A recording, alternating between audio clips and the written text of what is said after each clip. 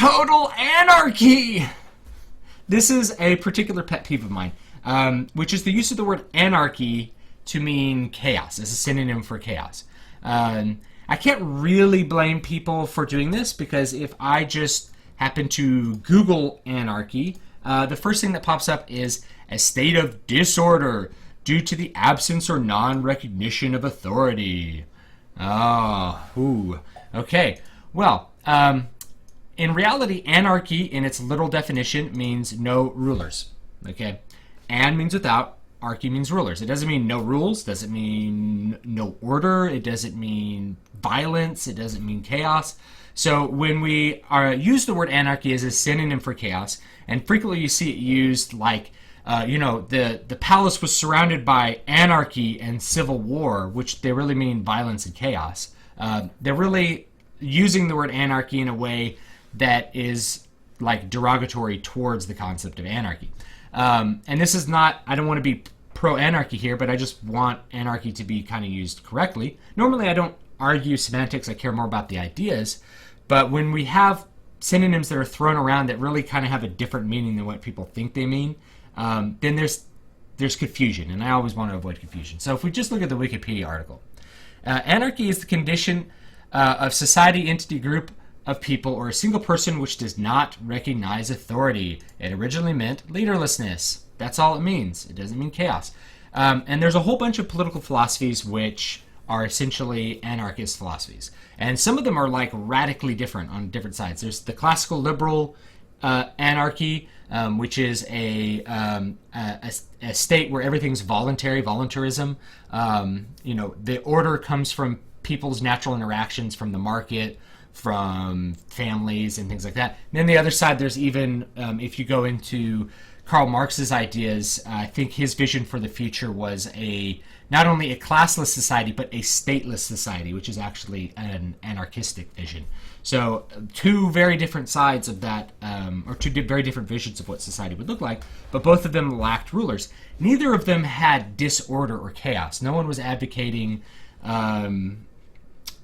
chaos or disorder or destruction or an upheaval of social norms necessarily. Some were advocating upheaval of social norms, but for the most part, anarchy doesn't mean an overthrow of all things that we are familiar with. It just means without leaders. So that's just a pet peeve of mine. Whenever people use the word anarchy and what they really mean is chaos, let's just use the most specific word we can that has the most generally accepted definition that we can without trying to confuse anything that we're doing. So if we mean chaos, let's say chaos, bedlam, whatever cool synonyms you can come up with.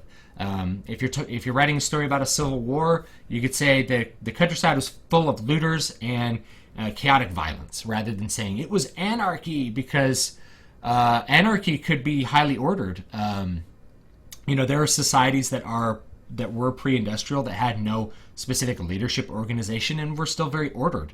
So the idea that you have to have a ruler and that if you don't have a ruler, then you have chaos, I think this is an impression from a different political philosophy, which has typically been expressed to me as realism, the realist political philosophy, and that's a belief that in like a state of nature, there's a war of all against all. That if you remove the iron hand of authority, then people just kill each other. So from that perspective, when you use the word anarchy, you're going to use it in a derogatory term, because anarchy is what you want to avoid. Anarchy is like the destruction and death of everything.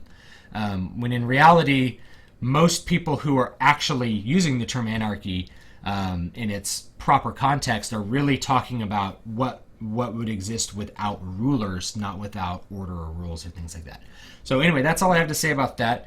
I try not to get too political with everything that I do, but that's one that's always been like, you're not using the word right, and when other people use it right, then all of a sudden it's confusion, and it sets in motion people's minds where they have a preconception about anarchy that is kind of like a poisoning of the well of the word, right? So if you're using the word anarchy constantly in a context that is derogatory, that means chaos, that means disorder, that means bedlam, that means death, that means riots and things like that, then you can't ever really talk about anarchy as a political philosophy for its own points and merits or its own problems. You have to talk about, you have to then create another term like voluntarism. If you're familiar with the term voluntarism, that's come up because the word anarchy has been tainted by people who sort of have the realist perspective that anarchy means people slitting each other's throats and intestines on the ground and all kinds of other fun things like that.